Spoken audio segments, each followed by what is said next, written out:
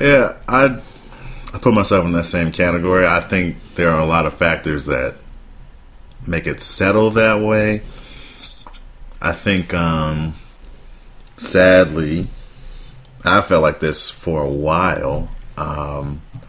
As a whole, I don't think that there are a lot of black films that are produced, written, directed by us, for us, that have a very serious tone. And I don't, and we 50 Shades of Black, right? That's not doing it for you. No, and you know, I don't know if we've ever really talked about Tyler Perry or my thoughts on that, but I'm not a huge fan of what he does either.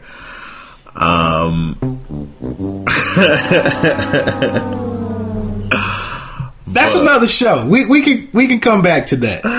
But yeah, and I get a lot of slack from some of my buddies who are African American for some of my film choices sometimes, because there's certain stuff that comes out and I'm like, nah, like I don't need to see that. And then something like an indie flick or something that nobody's heard of, I'm like, yo, I'm trying to watch this. Right. And I don't know, I think there needs to be more depth in some of the black films. And now, of course, the counterpoint to that is, well, blacks aren't being given some of the roles in these other films. And I don't necessarily know that that's always the case. They may not get as important of roles, I guess. Like, they may not get lead in some of these films, and that's another issue. But now I can't think of that guy's name. Director, actor, Jeffrey.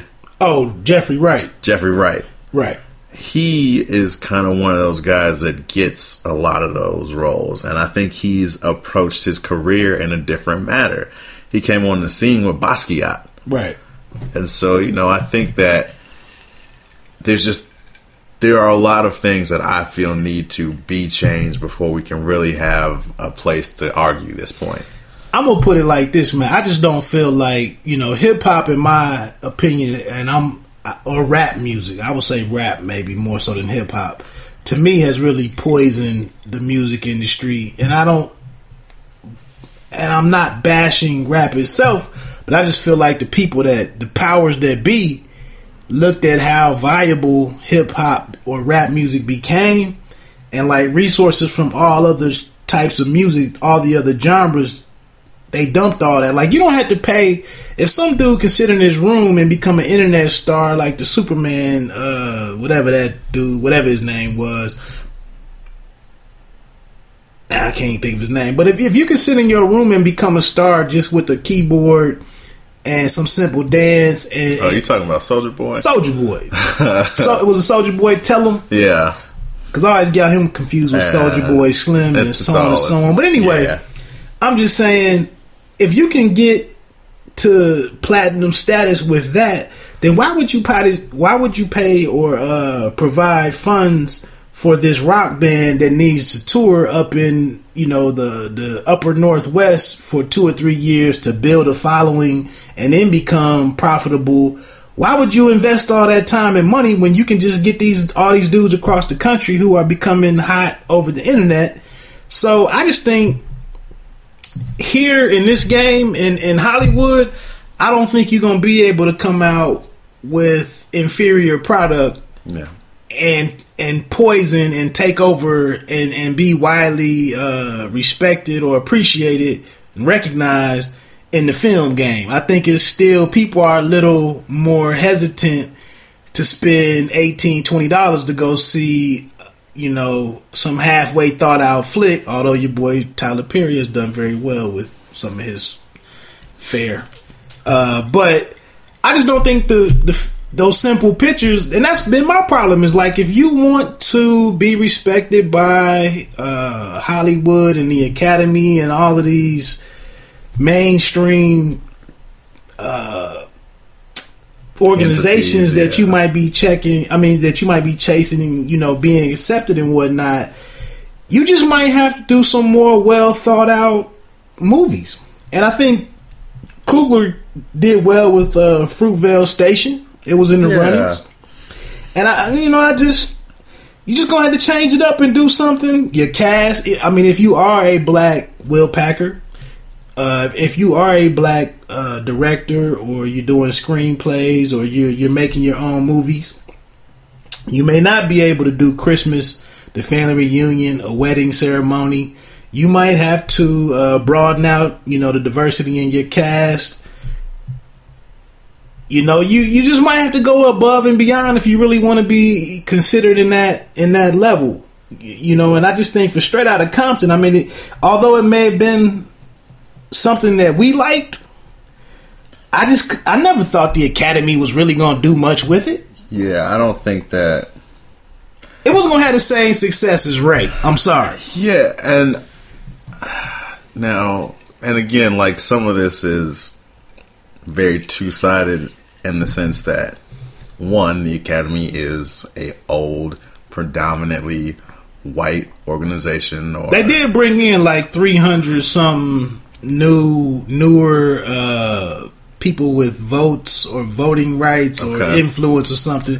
They did just bring in a bunch of new faces to help out with that.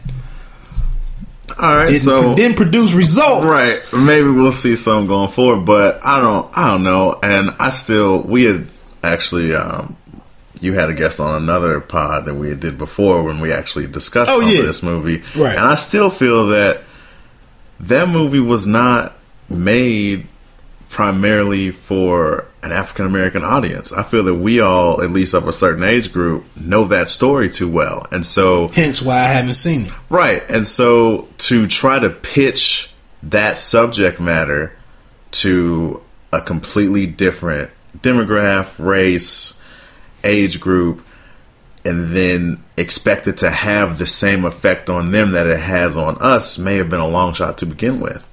They're not going to relate to it the same. They're interested in it, right, but they're not going to emotionally connect to it the same way. And that's what you need in these awards. These films are supposed to draw something out of you. And, the people who are, maybe a change going forward, but I don't think that it's going to draw anything from the Academy. Like I told you before in our pre-show, I feel like you get, you have this huge ROI. You do well at the box office. You show the people that greenlight this stuff that there's money here, there's a market here, there's a following here, there's a base here. You get your next project greenlighted. Coogler is doing Black Panther. I think it's Black Panther for Marvel. Yeah. F. Gary Gray, I think he was in the running to do Black Panther, and that didn't happen. Idris has moved on. Luther's done really well. I still need to dig into that one a little bit more. But I'm just saying, I think you just need to get, projects greenlit. You get new opportunities, and you just stay busy. And eventually, some of these mainstream awards might come into play, but it's just not a given. Just like, on the baseball side, some of these, they brought in a bunch of new, or they took away voting rights for a certain group of people over the last couple of years, and they're thinking that some of the Hall of Fame voting may be differently relative to the steroid era players. But then we didn't see, Piazza got in, but we saw some slight movement for Clemens and Bonds. But it just may have to take over time. But like I said, I just think for the Oscars, doing the work and getting the work out there is more important than the awards. But I guess if you're a filmmaker and you've been watching this awards show, you've been tuning in and checking that out, I'm sure it means something to F. Gary Gray, Brian Coogler, and Idris Elba. But for us consumers and, us members of the audience, it's not too much for me to get into social media and voice my displeasure. Right. But quickly, man, so we can move on. One thing I saw, Kendrick Lamar was at the White House with the president.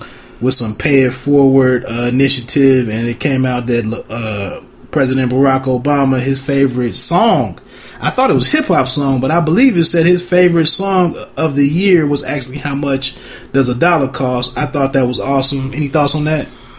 Yeah, I saw that. I mean, I think Kendrick is one of the only artists right now who is really trying to be an entertainer and have some sort of I don't know if political is the right word, but a statement. Right.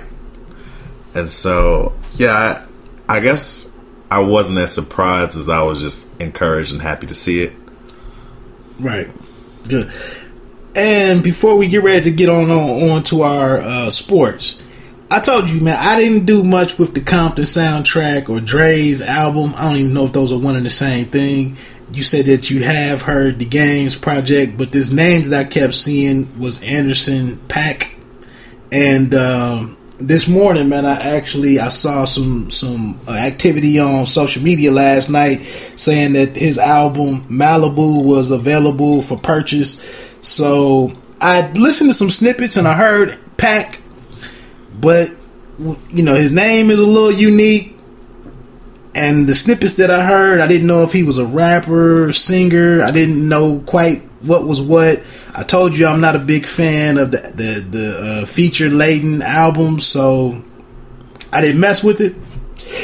Excuse me, but I did the snippets today on his Malibu joint, and I actually bought the song with Room in Here with The Game, which we spoke about earlier, and Sonya Elise. I love that joint. I played it, 4 or 5 times at work today, and I'm probably going to go through here and take a few. I see Rhapsody is on the album, Schoolboy Q, and I would endorse this brother. Yeah, I've only been aware of him for probably 3 weeks now, so right. I don't claim to know enough about him to make statements in that regard, but I don't know that he would consider himself a rapper or a singer. Right. Like, because he kind of interchanges and intermingles the two. Like, I listened to a lot of his, previous work from, over the past year and a half, 2 years. And I think he's just talented. And to me, honestly, and I don't know if you'll catch this or if anybody would, particularly when he's singing, he reminds me of a local guy from here who kind of at one point looked like he might be gaining some traction in the big leagues, Van Hunt. Okay. He's got that raspy, old school, almost a very melodic tone when he's singing, and I think it works well. I actually thought he sounded a lot like another Californian dude. I thought he sounded very similar to it in some of his ad libs and runs and different stuff. I was thinking Bilal. Yeah, and those are all kind of the same, in the same vein. Yeah. So yeah, I don't know. I was first introduced to him through a group that's him and a producer, No Worries or NX Worries. Mm-hmm. So yeah, I'm very intrigued. I haven't listened to any of the album at all, but he's got a lot of formal work that I think is worth checking out. Right. I'm gonna get on because I know we are already behind schedule, but I will say I'm checking out Malibu a lot more. I would say for anybody, holler at me on Twitter at _E_pluribus PLURIBUS _wood WOD, or at PMNM Haven, pay me no mind Haven, and then at Greg Raps RAPS. One of the greatest, the best entertainment things that I came across over the holidays, man, was this tribute that BJ, the Chicago Kid, did for D'Angelo. He took about 4 cuts from D'Angelo, might even been 5. And you can check Ambrosia for Heads on Twitter or Facebook. one of my favorite hip hop sources. But BJ, the Chicago Kid,